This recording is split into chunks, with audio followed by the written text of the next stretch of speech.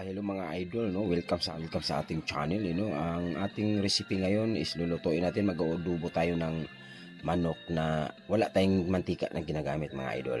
So ngayon ang ating ginagamit na manok is fresh po 'yan, tsaka gabi, no? Kamatis, bawang, loya at sibuyas, tapos sili. Ano mga idol, no? So wag na natin patagalin pa. Let's go. Tayo magluto mga idol. Dahil wala tayong ginagamit na mantika, iuna natin kawali. Ayan. Sunod mga idol, ilalagay natin yung bawang. Hahantayin natin ito hanggang mag light brown. Ikisahin natin siya idol na walang mantika. Nakasan nyo lang ang apoy nyo idol. Medyo nasunog na mga idol.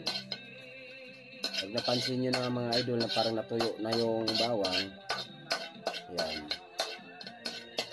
ilagay nyo ngayon ang loya. Para natutuyo na yung bawang idol, ilagay nyo na yung loya. Idol, ilalagay nyo na ang ating manok. Bali yung mantika ng manok, yan po ang nagbibigay ng mantika dyan mga idol.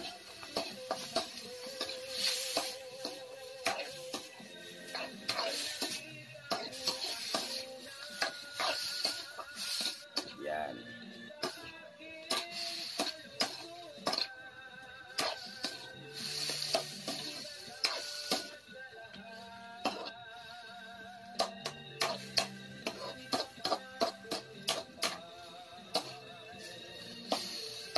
Dalawa lang kayo kakain, pwede na yan idol.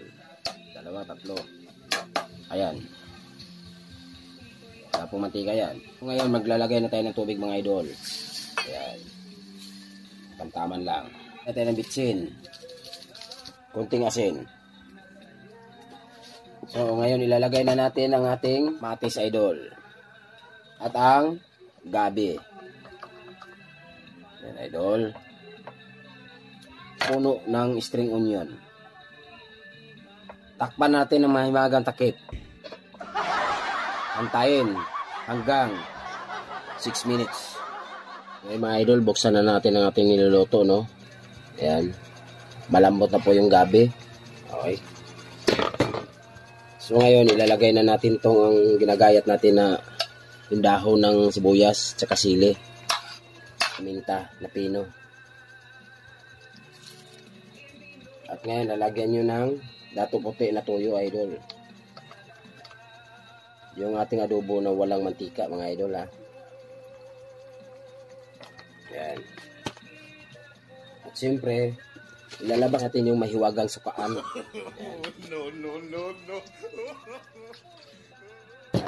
O, paano natin uli. Ayan, idol, bubuksan na natin, ha. Ayan. Ayan, luto na po yung ating adobo, no? Na may gabi na wala itong mantika, mga idol. Ayan. Pwede na natin i-serve to.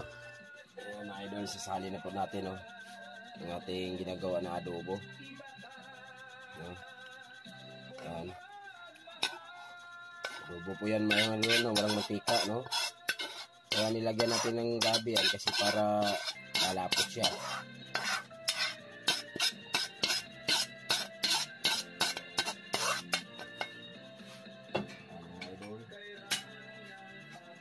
Yung ating